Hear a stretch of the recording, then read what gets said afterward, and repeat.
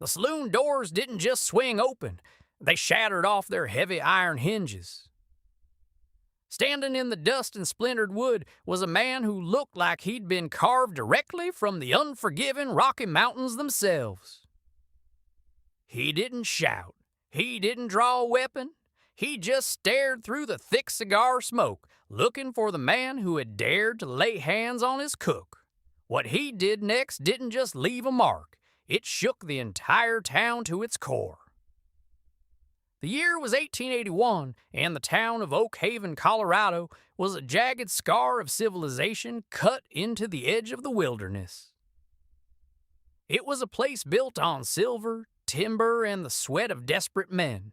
But high above the muddy streets and the rowdy saloons, up where the air grew thin and the pines stood like silent sentinels, loved a man the town only spoke of in hushed, fearful tones. His name was Jedediah Boone. Standing at a towering 6 feet, 7 inches, with shoulders broad enough to block a doorway, Jedediah was a mountain of a man. His beard was thick and dark, his eyes the color of a winter storm, and his reputation was written in the scars that crossed his massive forearms. He was a trapper, a timber faller, and a man who valued his solitude above all else. He came down to Oak Haven only twice a month for supplies, speaking to no one unless spoken to, and paying for his goods with heavy silver nuggets or pristine pelts. The townsfolk called him a savage, a hermit, a dangerous beast best left alone. But Jedediah Boone had a problem. He could track a grizzly through a blizzard, he could fell a towering pine with a double-bitted axe, but he couldn't cook a decent meal to save his life. Down in the valley, the Denver stagecoach rolled into Oak Haven, spitting a cloud of dust into the crisp autumn air. Out stepped Sarah Jenkins. She possessed a quiet, fragile beauty, with dark auburn hair tucked beneath a faded bonnet and eyes that held the haunted look of a woman who had spent too long running. She gripped her worn carpet bag tightly against her chest. She had exactly $3 to her name, and returning to the East Coast and the cruel drunken uncle she had fled in the dead of night was a death sentence. Sarah needed a job, and she needed one immediately. She walked into Arthur Pendleton's general store to ask for work. Arthur, a balding man with wire-rimmed glasses, shook his head. "Ain't no work for a respectable woman in Oak Haven, miss, unless you want to serve whiskey down at the Golden Spur and you don't look the type." Sarah's heart sank. There must be something. Washing, mending, cooking? Arthur paused, his eyes darting to a piece of parchment nailed to the wooden post by the counter. "Well, there is one notice, but you don't want it." Sarah followed his gaze. The handwriting was bold, heavy, and written in charcoal. Need a cook, clean kitchen, hot meals, $5 a week. Inquire at Pine Ridge Cabin, J. Boone. $5 a week? Sarah gasped. That was a fortune. "Don't do it, Miss Jenkins," Arthur warned, lowering his voice as if the mountain man could hear him from 5 miles away. "Jedediah Boone is a wild man. They say he broke a man's jaw in 3 places just for bumping into his horse. A pretty little thing like you wouldn't last a day up there. But hunger and desperation make a mockery of fear. By noon, Sarah was making the grueling trek up the winding rocky trail to Pine Ridge. When she finally cleared the timberline and saw the sprawling log cabin, she froze. In the yard stood Jedediah Boone. He was swinging a massive splitting maul, bringing it down on thick logs with a terrifying, effortless power. The rhythmic crack of the wood splitting echoed through the valley. When he heard her footsteps crunching on the pine needles, he stopped and turned. Sarah swallowed hard. He was even larger than Arthur had described. He looked like a force of nature, untamed and dangerous. "You lost, ma'am?" His voice was a deep, chest-rattling rumble that seemed to vibrate in the very ground beneath her boots. I'm here about the job," Sarah stammered, lifting her chin to mask her trembling. "The cooking job." Jedediah stared at her. He took in her frayed dress, her pale, exhausted face, and the desperate grip on her bag. He slowly leaned his maul against a stump and walked toward her. Sarah's instinct was to step back, but she forced herself to stand her ground. "It's a lonely life up here," Jedediah said quietly, stopping a respectful distance away. "The work is hard, the winters are brutal, and I ain't much for conversation." "I don't mind the quiet, Mr. Boone," Sarah replied, her voice steadying, "and I know how to work." Jedediah studied her eyes for a long moment. He saw the fear in them, but more importantly, he saw the iron will behind it. "Room's in the back," he finally said, turning toward the cabin. "It's got a heavy deadbolt on the inside of the door. I don't drink whiskey, and I expect dinner on the table by sundown. You can start with the venison in the icebox." Just like that, the arrangement was made. Over the next month, a delicate, unspoken rhythm developed between the giant and the runaway. Sarah quickly proved her worth. She transformed the dusty masculine cabin into a warm home. The smell of fresh-baked sourdough, roasting meats, and simmering stews filled the timber walls. In return, Jedediah offered her something she hadn't felt in years: absolute, unconditional safety. He never raised his voice. He never crossed the threshold of her room. Often she would catch him chopping extra firewood just so her stove wouldn't go cold in the night. On the days she looked particularly homesick, she would mysteriously find a handful of late-blooming mountain wildflowers left silently on the kitchen table. Sarah realized the town was wrong.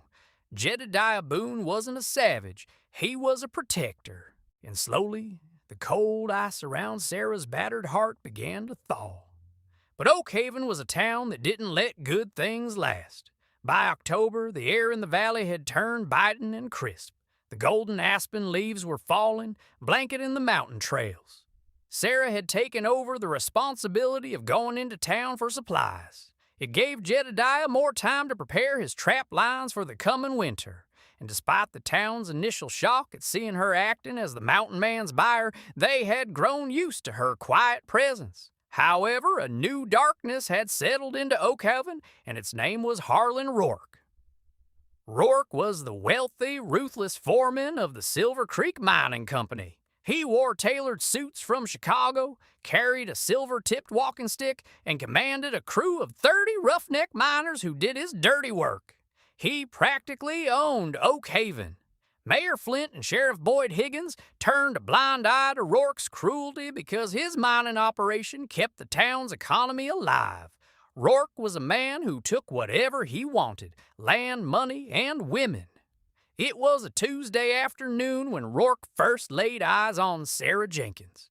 She was standing outside Pendleton's store, loading sacks of flour and sugar into the back of Jedediah's wagon.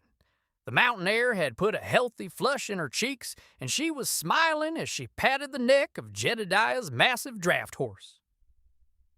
Rourke stopped on the boardwalk, his cold, calculating eyes sweeping over her.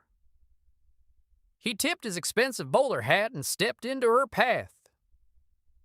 "I don't believe I've had the pleasure," Rourke purred, flashing a smile that didn't reach his eyes. "Harlan Rourke, and you must be the brave little songbird keeping that wild animal up on Pine Ridge Company."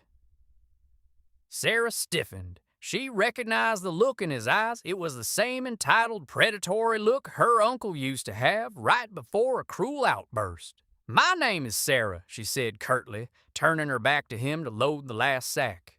"And Mr. Boone is a good man. If you'll excuse me, I have a long ride back."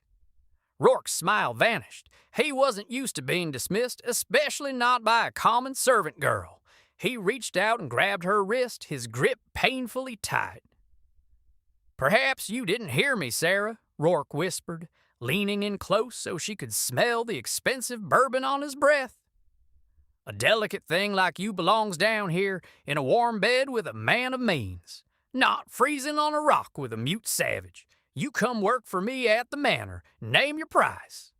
Panic flared in Sarah's chest. She yanked her arm free, her heart hammering against her ribs. "I am not for sale, Mr. Rourke. Leave me be." She scrambled onto the wagon, snapped the reins, and drove out of town as fast as the draft horse could pull. Behind her, Harlan Rourke stood in the dust, his eyes narrowing into venomous slits. He tapped his silver cane against the wooden boardwalk. He had been denied. And Harlan Rourke never accepted a denial. When Sarah returned to the cabin that evening, she was trembling. She hurried through cooking dinner, dropping a tin cup and burning her hand on the skillet. Jedediah sat by the hearth, whittling a piece of cedar. He didn't miss a thing. He saw the way she kept glancing at the door. He saw the lingering terror in her posture. Something happened in town. Jedediah's deep voice cut through the crackling of the fire. Sarah froze. If she told him about Rourke, she knew what would happen. Jedediah would go down the mountain. He would confront a man with money, power, and 30 armed men.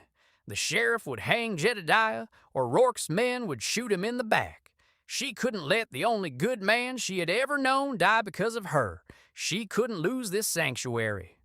No, Mr. Boone, Sarah lied, forcing a smile. Just a cold wind coming up the pass. Chilled me to the bone is all. Jedediah stared at her for a long, heavy moment. His pale gray eyes seemed to look right through her, reading the lie on her lips. But he didn't push her. He simply nodded, set aside his wood carving, and walked over to the gun rack. He took down his heavy Winchester rifle and began to quietly, methodically oil the barrel. It was an unspoken promise. He wouldn't pry, but he was ready. Over the next few weeks, Rourke's harassment escalated. Whenever Sarah went to Oak Haven, Rourke was there. He would stand outside the assayer's office, watching her with a predatory smirk. He would send his men to block the boardwalk, forcing her to walk in the muddy street. He made crude remarks that made the townsfolk look away in shame, too terrified of his power to intervene. Sarah's trips to town became nightmares, but she suffered in silence, burying her fear behind a brave face for Jedediah's sake. But a storm was brewing in Oak Haven, and it was about to break. Part 3. The Mark on Her Face. It was late November. The sky over the Rockies was a bruised, heavy purple, threatening the first major blizzard of the season. Sarah had to make one final trip to town to secure a large order of salt for curing meat, coffee, and kerosene. She drove the wagon down the mountain, the icy wind biting through her wool shawl. The town was eerily quiet, most folks having retreated indoors to escape the bitter cold. She quickly loaded the supplies at Pendleton's store, eager to get back to the safety of the mountain. As she stepped out the back door of the mercantile to untie the horse, a heavy hand clamped over her mouth. Sarah screamed, but the sound was muffled against a thick leather glove. She was dragged violently backward into the narrow, shadowed alleyway between the store and the saloon. She was thrown against the rough wooden siding. Standing before her, reeking of liquor and blind arrogance, was Harlan Rourke. Two of his burly miners stood at the end of the alley, blocking her escape. "I'm done playing games with you, girl," Rourke hissed, his face twisted in ugly anger. He pinned her against the wall. "I offered you the easy way. Now I'm telling you how it's going to be. You're going to pack your bags and move into my house by Saturday." "No!" Sarah shrieked, kicking wildly at his shins. She managed to free her arm and swung, slapping Rourke squarely across his cheek. The sharp crack echoed in the alleyway. Rourke stopped. He touched his face, staring at the blood on his glove from where her ring had caught his lip. A terrifying, sadistic calm washed over his features. "You stupid little wretch," he snarled. He didn't slap her back. He formed a heavy, open palm and struck her with brutal, devastating force. The blow lifted Sarah off her feet and threw her into the freezing mud. Her ears rang with a deafening pitch. The metallic taste of blood flooded her mouth. She lay there in the filth, gasping for air, her vision swimming as a searing agony bloomed across the left side of her face. Rourke stood over her, breathing heavily. "You tell that mountain freak you work for me now. If you aren't down here by Saturday, I'll send my boys up Pine Ridge. We'll burn his cabin to the ashes and drag him behind a horse until there's nothing left. Do you understand me?" Sarah could only sob, clutching her face as Rourke spat in the mud and walked away, his men laughing as they followed him into the saloon. It took every ounce of strength Sarah had to pull herself into the wagon. The ride up the mountain was a blur of tears, sleet, and agonizing pain. The storm had broken, and icy snow was lashing her face, but it felt like nothing compared to the throbbing heat on her cheek. When the wagon finally crested the ridge, Jedediah was standing on the porch. He held a lantern in one hand, looking out into the storm, waiting for her. As the wagon rolled to a halt, Jedediah stepped out into the snow. He reached up to help her down, but as the golden light of the lantern fell across her features, he froze. The lantern slipped from his massive hand, shattering the glass and extinguishing the flame in the snow. Sarah's bonnet had fallen back. Her lip was split and bleeding. But worse, far worse, was the massive, dark purple handprint rising on her pale skin. The distinct outline of heavy fingers and a brutal palm was bruised deeply into her cheek. For 10 seconds, the only sound on the mountain was the howling wind. Jedediah didn't speak. He reached out with hands that could crush rocks, his giant fingers trembling violently. He gently, agonizingly tilted her chin up. His thumb hovered just a fraction of an inch over the bruise, terrified of hurting her further. When he looked into her eyes, Sarah saw something that made her breath catch. The quiet, gentle giant was gone. Staring back at her was the apex predator of the Rockies. His eyes were wide, dark, and filled with a cold, apocalyptic fury. The sheer intensity of his rage was like standing next to a roaring furnace. Who? The word was barely a whisper, but it sounded like rocks grinding together deep within the earth. Sarah burst into tears, leaning her face against his massive chest. "Please, Jedediah." "He has 30 men. They'll kill you. He said he'll burn the cabin if I don't go to him." Jedediah wrapped his massive arms around her, pulling her completely against him, shielding her from the wind and the snow. He held her tightly, letting her cry into his heavy wool coat. "Who?" he asked again, his voice dropping an octave, echoing with a chilling finality. Harlan Rourke," she sobbed. Jedediah slowly pulled away. He looked at her battered face one last time. Then he turned toward the cabin. He didn't walk fast. He didn't run. He moved with the slow, terrifying inevitability of an avalanche. He walked into the cabin and bypassed the Winchester rifle on the wall. He went to the heavy oak trunk at the foot of his bed. From it, he pulled a massive double-barreled shotgun, a bandolier of heavy shells, and a 12-inch hunting knife forged from thick steel. Sarah stood in the doorway, shivering, terrified of what she had unleashed. "Jedediah, please, you can't fight the whole town." Jedediah stopped at the door. He looked down at her, his expression unreadable, perfectly calm. He reached out and gently wiped a tear from her unbruised cheek.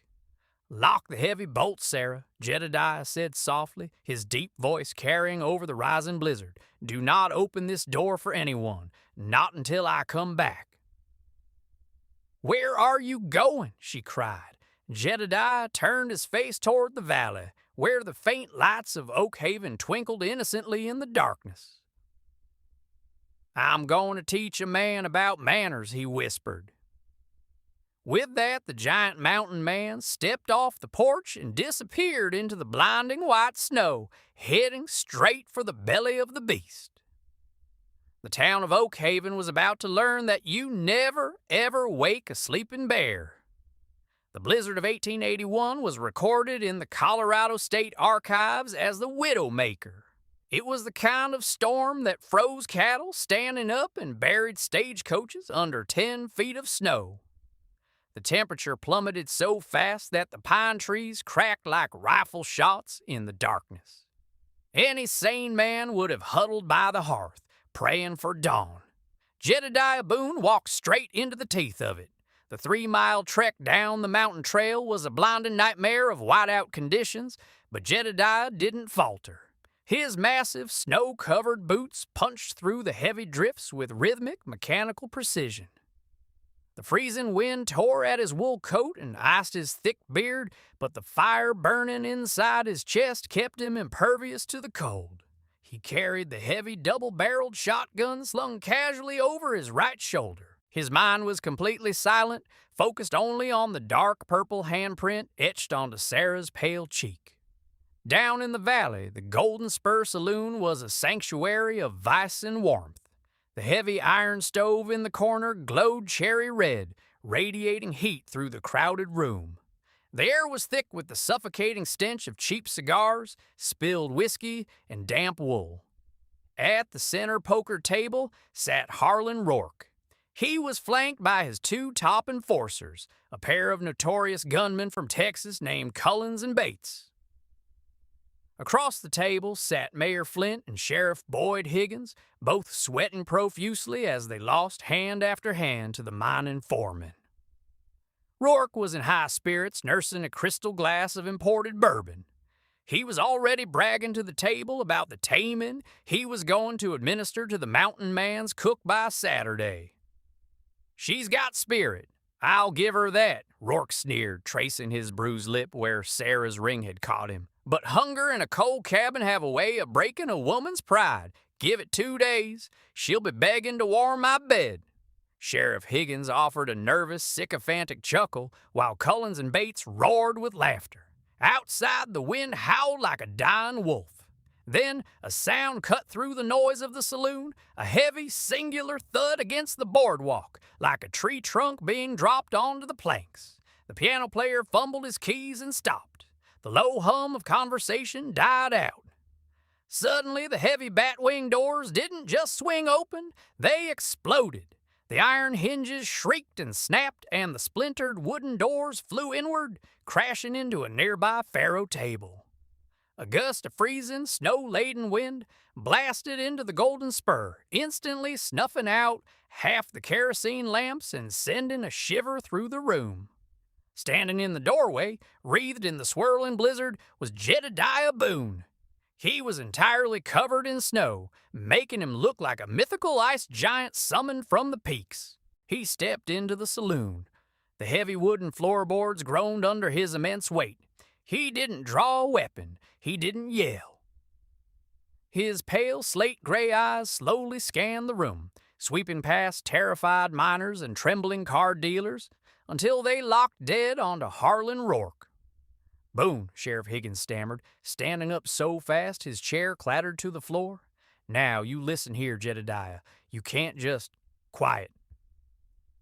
The word left Jedediah's lips with barely any volume, yet it resonated through the room with terrifying authority. Higgins snapped his mouth shut, his hand hovering uselessly near his holster. Rourke's face lost a fraction of its color, but his arrogance quickly smothered his fear. He leaned back in his chair, swirling his bourbon. "Well, well. The beast comes down from the mountain. Tell me, Boone, did you come to negotiate the terms of your maid's surrender? Because the price just went up." Jedediah didn't answer. He took a slow, heavy step toward the table. "Drop him," Rourke snapped to his men. Cullins and Bates stood up, drawing their heavy Colt revolvers.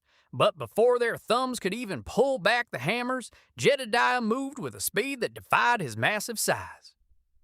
He didn't fire the shotgun. He swung it like a baseball bat. The heavy walnut stock collided with Bates's jaw with a sickening crack, sending the gunman spiraling through the air to crash through a plate glass window. Cullins managed to fire one wild shot that shattered a bottle behind the bar, but Jedediah's free hand shot out, grasping Cullins by the throat. The mountain man lifted the writhing gunman completely off his feet. With a terrifying show of brute strength, Jedediah slammed Cullins down onto the solid oak poker table, splintering it right down the middle and scattering cards, chips, and whiskey everywhere. Cullins went limp, out cold. The entire saloon erupted in panic. Men scrambled over each other to get out the back door. desperate to escape the wrath of the mountain man. In less than 10 seconds, the only people left standing in the center of the room were Sheriff Higgins, Mayor Flint, Harlan Rourke, and Jedediah. Rourke scrambled backward, abandoning his silver cane, his expensive bowler hat rolling onto the sawdust-covered floor.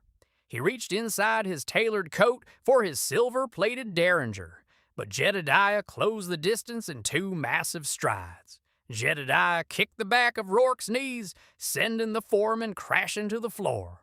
Before Rourke could scream, a heavy, snow-soaked boot slammed down onto his chest, pinning him to the floorboards with the weight of an anvil. Jedediah slowly pointed the twin barrels of his shotgun directly at Rourke's face.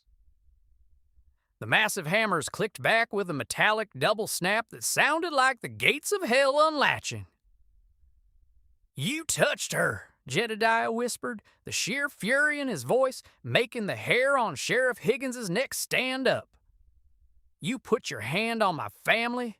Wait, Boone, think about what you're doing," Sheriff Higgins screamed, finally finding his courage and drawing his revolver, aiming it at Jedediah's broad back. His hands were shaking so violently the gun barrel rattled. "You pull those triggers, and I swear to God I'll shoot you in the back. You'll hang for murder, Boone. Put it down."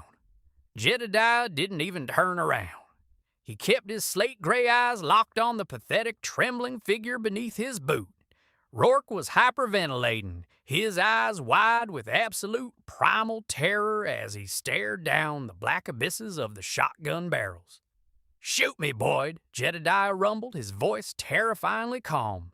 "But if you don't kill me with the first bullet, I'm going to take this gun from you, and I'm going to make you eat it. Your choice." Sheriff Higgins swallowed hard, paralyzed. He lowered his gun an inch, unable to pull the trigger on a man who clearly had no fear of death. Underneath Jedediah's boot, Harlan Rourke gasped for air, his ribs groaning under the pressure. But as the initial shock wore off, the cunning, venomous rat inside Rourke began to claw its way back to the surface. He realized Jedediah hadn't pulled the trigger yet. He was waiting. You think you're protecting an innocent woman, Boone?" Rourke choked out, spitting blood onto his tailored vest. He let out a wet, desperate laugh. "You're a fool, an ignorant, mountain-dwelling fool." Jedediah pressed his boot down a fraction of an inch harder. Rourke gasped, but forced the words out. "She didn't tell you, did she?" Rourke wheezed, his eyes gleaming with malicious triumph. "I recognized her. Saw a dispatch photo in the marshal's office down in Denver a month ago. Her name isn't just Sarah Jenkins. She's Sarah Jenkins Croft, niece to Elias Croft, the railroad baron out of Boston." Jedediah's expression remained carved in stone, but the absolute stillness in his posture betrayed his listening. "She didn't just run away, Boone," Rourke spat. "She robbed him, embezzled $10,000 in bearer bonds from her dear old uncle's safe before she fled into the night. She's a federal fugitive, a thief playing a helpless victim." Sheriff Higgins gasped. "A federal warrant? Rourke, you didn't say nothing about—" "Shut up, Boyd," Rourke snapped, turning his wild eyes back to Jedediah. "I sent a telegram to the Pinkerton Detective Agency in Denver this morning, Boone. I told them exactly where she is. You think I'm your problem? By Sunday, you're going to have a dozen Pinkerton agents and a federal marshal riding up Pine Ridge. You kill me, you kill the man who runs this town, and they won't just arrest her. They'll hang you both for murder." Silence fell over the Golden Spur, broken only by the howling wind tearing at the shattered doorway. The twist hit the room like a physical blow. The quiet, fragile cook was a wanted woman, hunted by the most ruthless detective agency in the country, backed by the endless wealth of a Boston railroad baron. Rourke smiled, showing blood-stained teeth. He thought he had won. He thought he had outplayed the savage.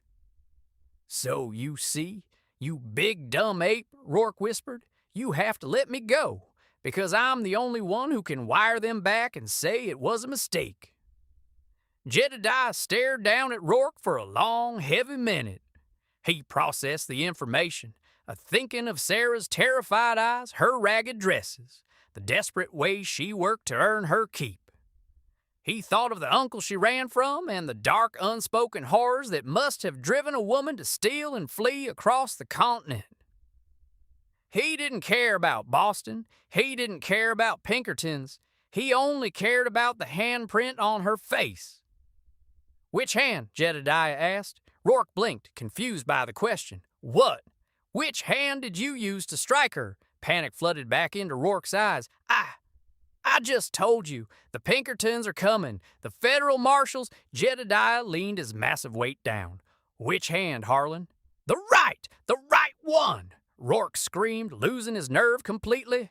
Jedediah slowly lifted the shotgun, moving the barrels away from Rourke's face. Rourke let out a massive sigh of relief, thinking the mountain man had finally seen reason.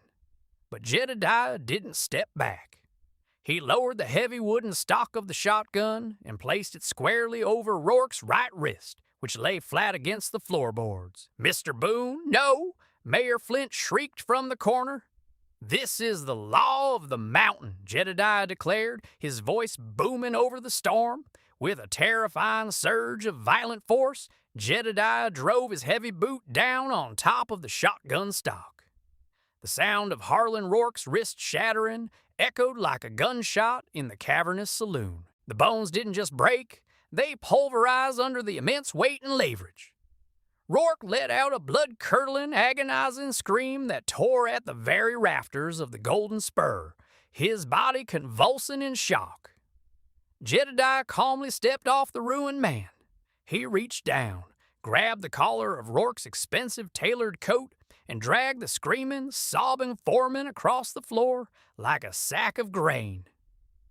He hauled him to the shattered threshold of the saloon and effortlessly tossed him out into the freezing, muddy snowbank of the street. Jedediah turned back to face the pale, trembling sheriff. He reached into his heavy wool coat and pulled out a leather pouch. He tossed it onto the nearest table, where it landed with a heavy, metallic clinking sound. Solid silver nuggets spilled out across the green felt. "For the doors," Jedediah said flatly. He then locked his piercing gaze on Sheriff Higgins and Mayor Flint. He raised one massive finger, pointing it directly at them. "You listen to me," Jedediah rumbled, laying down an ultimatum that would become local legend. "Harlan Rourke leaves Oak Haven by morning, or I'll come back and finish the job. If you see a Pinkerton man, you tell him to turn his horse around. If anyone, marshal, bounty hunter, or Boston Railroad man, sets foot on Pine Ridge, you tell the undertaker to order extra lumber."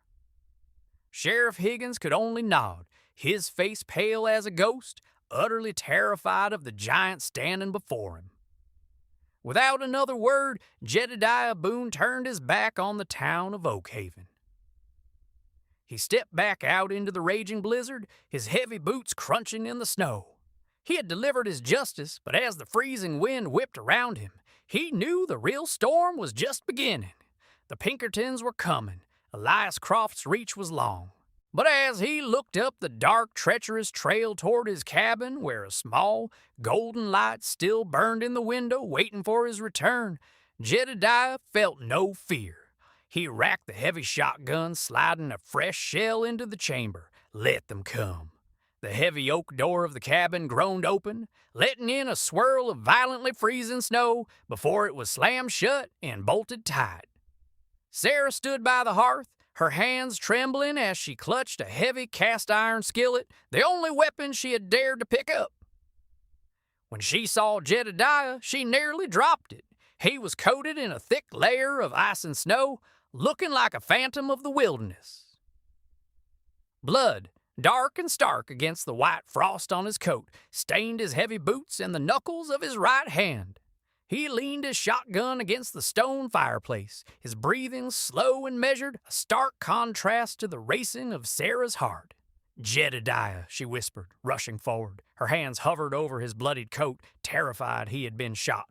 "Are you hurt? Did the sheriff?" "The blood belongs to Harlan Rourke," Jedediah replied, his deep voice devoid of boastfulness or pride. It was simply a statement of brutal fact. He took off his heavy leather gloves, tossing them onto the wooden table. "He will not bother you again. He will be on the first stagecoach out of Oak Haven come morning." Relief washed over Sarah so powerfully her knees buckled. She reached out, gripping the edge of the wooden table to steady herself. Tears of gratitude pricked her eyes. "Thank you, God, thank you, Jedediah. I thought I'd sent you to your death." But Jedediah did not smile. He didn't offer a comforting hand. He stood rigidly in the center of the room, his slate-gray eyes locked onto hers with an intensity that made the breath catch in her throat. The silence stretched between them, heavy and suffocating, save for the wind howling against the log walls. "Rourke tried to bargain for his life," Jedediah said quietly, his gaze piercing through her. "He told me he sent a telegram to the Pinkerton Detective Agency in Denver. He told me about a federal warrant." Jedediah took a slow step forward. "He told me about Boston, Sarah. He told me about Elias Croft and $10,000 in bearer bonds." Sarah froze. The warmth of the fire beside her suddenly felt like ice. The ground beneath her seemed to vanish. The secret she had carried across 1,000 miles of harsh country, the terror that woke her up screaming in the dead of night, had finally caught up to her. She looked down at her worn boots, the tears spilling over her eyelashes and cutting tracks through the soot and dried blood on her bruised cheek. "You're going to turn me in," she sobbed, her voice breaking. "You fought the whole town for me, and now you know I'm nothing but a thief." "Look at me," Jedediah commanded. The rumble of his voice wasn't angry, but it demanded absolute obedience. Sarah slowly raised her head. "I don't care what a piece of paper in Denver says," Jedediah told her, his eyes softening just a fraction. "I don't care about a railroad baron in Boston. I care about the woman who turned this empty pile of logs into a home. But if I am going to fight a dozen Pinkerton men for you, I need to know the truth, the whole truth." Sarah took a ragged breath, the dam inside her finally breaking. "Elias Croft is my uncle by marriage. When my father died of consumption 2 years ago, Elias stepped in as my guardian. He was a monster, Jedediah, a cruel, sadistic man who drank heavy and hit harder." She reached up, gently touching the dark, throbbing handprint Rourke had left on her face. "He gave me matching bruises to this one more times than I can count." Jedediah's jaw tightened, the muscles flexing furiously under his thick beard. "He forged my father's will," Sarah continued, her voice gaining a desperate strength. "He stole the railroad shares that were rightfully mine. He treated me like a scullery maid in my own home. And then, last month, he arranged a marriage. He was going to sell me to a 50-year-old business partner of his to settle a gambling debt. A man who was known to be even more vicious than Elias." She wiped her eyes, her chin lifting with a sudden fierce defiance. "I wasn't going to let them destroy me. The night before the wedding, I broke into his study. I knew the combination to the safe. I didn't steal his money, Jedediah. I took my mother's bearer bonds, my inheritance. I took what was mine to survive, and I ran. I bought a train ticket west under a false name, and I kept running until I ran out of track. That's how I ended up in Oak Haven." She stood there, completely exposed, waiting for the judgment of the mountain man. Jedediah stared at her in silence. He looked at the trembling, beautiful woman who had endured a lifetime of cruelty, yet still had the gentleness to bake bread and pick wildflowers. He saw the sheer grit it took to cross the country alone, hunted by powerful men. He didn't ask another question. He turned away from her, walked to the heavy oak trunk at the foot of his bed and threw it open. He began pulling out heavy boxes of ammunition, spare rifles, and thick coils of rope. What are you doing?" Sarah asked, bewildered. "The storm will keep the pass closed for 3 days, Jedediah said, casually tossing a heavy box of 40 Winchester cartridges onto the kitchen table. When the snow breaks, the Pinkertons will ride up that trail. We have 72 hours to turn this cabin into a fortress." Sarah stared at him, her heart swelling with an emotion so powerful it threatened to consume her. "You would do that for me? You would fight the federal law?" Jedediah stopped his rummaging. He looked over his massive shoulder, his eyes locking onto hers, burning with a quiet, undeniable devotion. "I told you once, Sarah.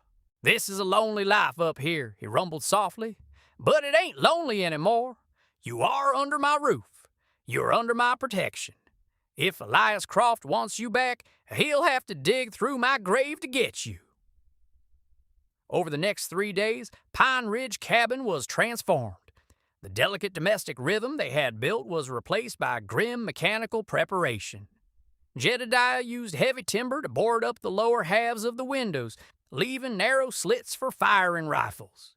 He set deadfall traps and tripwires concealed beneath the deep snow drifts along the only path leading to the front porch. Sarah, pushing past her fear, worked right alongside him. She spent hours by the hearth, melting down lead bars in her cooking pots, carefully pouring the molten metal into molds to cast extra bullets. They barely spoke during those 3 days, but the silence between them was no longer the awkward quiet of strangers. It was the deep, resonant understanding of two people binding their fates together. Every time they passed each other, a lingering glance, a brush of an arm, spoke volumes. Sarah found herself staring at the broad expanse of his back, realizing that she was falling deeply, irrevocably in love with the giant who had waged war on a town for her honor. On the morning of the 4th day, the storm broke. The sun rose, casting a blinding brilliant light over the pristine white mountains. It was breathtakingly beautiful, and then the dogs began to bark. Jedediah's 2 wolfhounds, usually quiet, erupted into vicious snarling by the back door. Jedediah grabbed his Winchester rifle and moved to the front window, peering through the narrow slit between the heavy wooden planks. "Get away from the glass, Sarah," Jedediah ordered, his voice cold and hard. "Get behind the cast iron stove and keep your head down." Sarah grabbed a loaded double-barreled shotgun they had prepared for her and scrambled behind the massive iron cooking stove, her heart hammering against her ribs like a trapped bird. Riding up the winding, snow-covered trail were 8 men.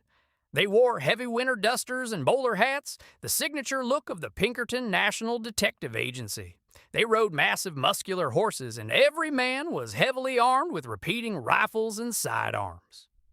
Leading the pack was a man on a pitch-black stallion. He was tall, thin, and moved with a terrifyingly calm precision. This was Ezekiel Cross, a senior agent known across the Western Territories for never returning without his bounty. Dead or alive, Cross reined his horse in about 50 yards from the cabin, just out of effective pistol range. The 7 men behind him fanned out, their rifles drawn and resting on their saddles. "Jedediah Boone," Ezekiel Cross shouted, his voice echoing off the snowy peaks, sharp and nasal. "My name is Agent Cross.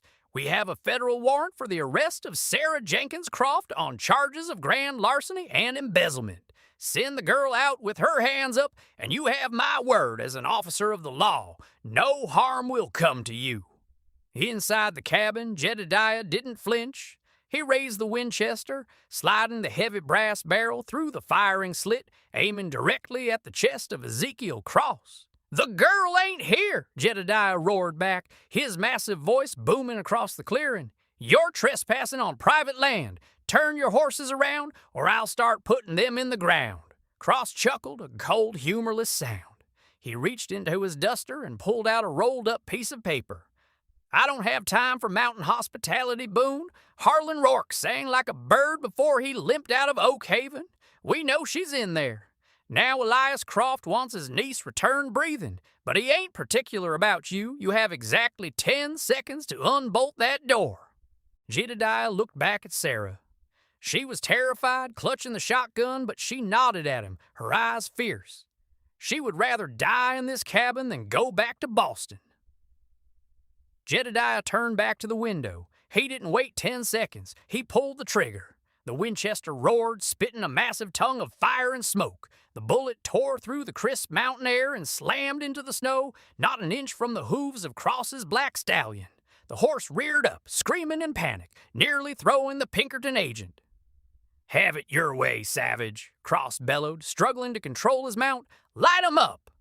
The clearing erupted in deafening violence. 8 repeating rifles opened fire simultaneously.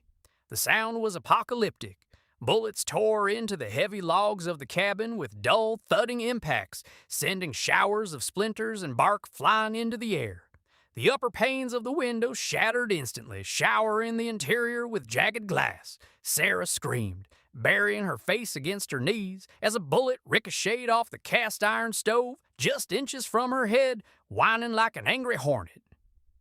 Jedediah was a machine of absolute destruction. He stood his ground at the window, working the lever-action Winchester with a blinding speed. Crack, shuck, crack, shuck. He didn't aim for the men, not yet. He aimed for the horses. His first shot dropped a dapple gray gelding out from under a Pinkerton man. The second shot took down a roan. The agents scrambled, diving off their terrified mounts and plunging into the deep snowdrifts for cover. The tactical advantage of their horses was gone in less than 10 seconds. "They're moving to the left flank," Jedediah shouted over the deafening roar of gunfire. "They're trying to get to the blind spot by the woodpile." "I have them," Sarah yelled back. Adrenaline overrode her terror. She crawled on her belly through the glass and sawdust, dragging the shotgun to the side window. She shoved the twin barrels through the crack in the boards. She saw 3 men in heavy coats trundling through the snow toward the side of the cabin. Sarah pulled both triggers. The heavy 12-gauge buckshot exploded outward. It didn't kill them, but it shredded the top of the woodpile, sending deadly shrapnel of pine wood exploding into the faces of the agents. 2 of them screamed, dropping their rifles and clutching their bleeding faces, stumbling backward blindly into the snow. "Good girl," Jedediah roared, but Ezekiel Cross was no amateur. He realized a frontal assault against a fortified marksman was suicide. "Dutch, Miller," Cross barked from behind a thick pine tree. "Provide cover and fire. The rest of you, push the front door." 4 agents laid down a suppressive blanket of fire that was so intense Jedediah was forced to step back from the window. The heavy lead chewed through the wood, filling the cabin with blinding, choking white smoke. Under the cover of the fusillade, Ezekiel Cross and a massive barrel-chested agent named Dutch Miller sprinted across the clearing. They hit the front porch just as Jedediah's Winchester clicked empty. "They're on the porch," Jedediah yelled, dropping the rifle and drawing his heavy hunting knife and his Colt revolver. A massive crash shook the cabin. Dutch Miller had swung a heavy felling axe into the center of the oak door. He swung again and the wood splintered. On the third swing, the iron bolt gave way and the heavy door burst open. Dutch Miller charged into the smoke-filled cabin, roaring like a bull, raising his revolver. He never got to fire it. Jedediah met him in the center of the room. The mountain man didn't shoot. He slammed his massive shoulder directly into Dutch's chest. The impact sounded like 2 runaway trains colliding. Dutch, a man who weighed 250 pounds, was lifted completely off his feet and hurled backward, crashing through the kitchen table and smashing it into kindling, but Ezekiel Cross was right behind him. Cross stepped through the doorway, his eyes cutting through the smoke. He bypassed Jedediah entirely. He saw Sarah kneeling by the stove, desperately trying to reload her shotgun with trembling, bloodied hands. "Got you, you little thief," Cross snarled, raising his pistol and aiming it squarely at Sarah's chest. "No!" Jedediah bellowed. He didn't have time to aim his gun. He didn't have time to throw his knife. Jedediah threw his massive body across the room, diving directly into the line of fire just as Cross pulled the trigger. The gunshot rang out, louder than the rest. Jedediah grunted, a terrible guttural sound, as the .45 caliber bullet tore into his left shoulder, spinning him violently in the air. He crashed heavily onto the floorboards, blood instantly pooling beneath his heavy coat. "Jedediah!" Sarah screamed, a sound of absolute soul-tearing agony. Ezekiel Cross smiled coldly, stepping over the threshold, cocking the hammer of his pistol again to finish the giant off. But he had fatally underestimated the resilience of a mountain man. Before Cross could pull the trigger, Jedediah's right leg shot out, his heavy steel-toed boot smashing into Cross's knee with a sickening crack. Cross screamed, his leg buckling sideways, and he collapsed to the floor. Ignoring the blinding agony in his shoulder, Jedediah roared and lunged forward like a wounded grizzly. He grabbed Cross by the throat with his uninjured right hand, lifting the terrified Pinkerton agent off the ground and slamming him against the stone fireplace. Jedediah pinned him there, the giant hunting knife pressed directly against Cross's throat, drawing a thin line of blood. The gunfire outside had stopped. The remaining agents, seeing their two leaders neutralized, had lost their nerve and retreated to the tree line. Cross choked, his eyes bulging in terror as he stared into the slate-gray eyes of a man who was fully prepared to rip his head off. "Listen to me very carefully, Pinkerton," Jedediah whispered, his voice trembling with sheer, unadulterated rage, blood dripping from his shoulder onto Cross's pristine duster. "You are going to take your men and you are going to ride back to Denver. You are going to send a telegram to Boston. You will tell Elias Croft that you found his niece. You will tell him she froze to death in the Widowmaker blizzard of 1881. You will tell him her body is lost to the wolves." Jedediah pressed the knife a fraction of an inch deeper. Cross whimpered. "Because if you don't," Jedediah promised, "if I ever see a man in a bowler hat on my mountain again, I won't wait for you. I will buy a train ticket to Boston. I will walk into Elias Croft's mansion, and I will show him what a savage truly is." "Do you understand me?" Cross, gasping for air, nodded frantically. "Yes, God, yes, she's dead. She's dead to the world." Jedediah released him, throwing him onto the splintered porch. "Get off my mountain." Cross didn't look back. He dragged himself to his horse, whistling for his remaining men, and they fled down the trail, leaving nothing behind but blood in the snow and the shattered silence of the Rockies. The moment they were gone, Jedediah's massive frame swayed, the adrenaline left him, and the pain of the gunshot took over. He collapsed to his knees, clutching his bleeding shoulder. Sarah was there in a heartbeat. She threw her arms around him, weeping hysterically, her hands desperately pressing against the wound to staunch the bleeding. "You're okay, I have you," she chanted, crying openly, tearing strips from her petticoat to bind the wound. Jedediah looked down at her. His vision was swimming, but all he could see was her face. The fierce, beautiful face of the woman he loved. He reached up with his good hand, his thick, rough fingers gently brushing the tears from her cheek, completely ignoring the burning pain in his own body.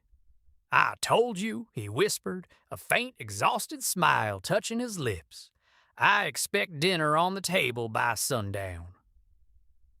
Sarah let out a wet, genuine laugh, leaning forward and pressing her lips passionately against his. It was a kiss born of gunpowder, blood, and desperate survival. It was the sealing of a bond that no man in Oak Haven, no Pinkerton agent, and no Boston baron could ever break. Months later, spring came to the Rockies, melting the snow and painting the valleys in vibrant greens and wildflowers. Down in Oak Haven, things had changed. Harlan Rourke was gone, his mining operation taken over by a fairer company. Mayor Flint and Sheriff Higgins kept a nervous, respectful peace. Up on Pine Ridge, a new wing had been added to the cabin. The $10,000 in bearer bonds had been quietly cashed in Denver by Arthur Pendleton, the mercantile owner, who took a small, happy percentage for his silence. Jedediah Boone still swung his splitting maul, and he still towered over ordinary men. But he was no longer the lonely savage of the mountain. Every evening he walked into a warm, firelit cabin, greeted by the smell of sourdough and roasting meat. And every evening He wrapped his massive arms around his wife, Sarah, feeling the soft kick of their unborn child against his hands. They had fought the past, and they had won the future. The legend of the giant and his cook echoes through the Rockies to this very day, a testament to the fact that sometimes the fiercest love is forged in the fires of survival. Jedediah Boone proved that true strength isn't just about how hard you can hit, but what you are willing to stand up and protect when the whole world comes knocking at your door. If this tale of Wild West justice, fierce devotion, and a love that conquered all kept you on the edge of your seat, hit that like button. Share the story with your fellow history buffs, and don't forget to subscribe to our channel for more thrilling stories from the untamed frontier.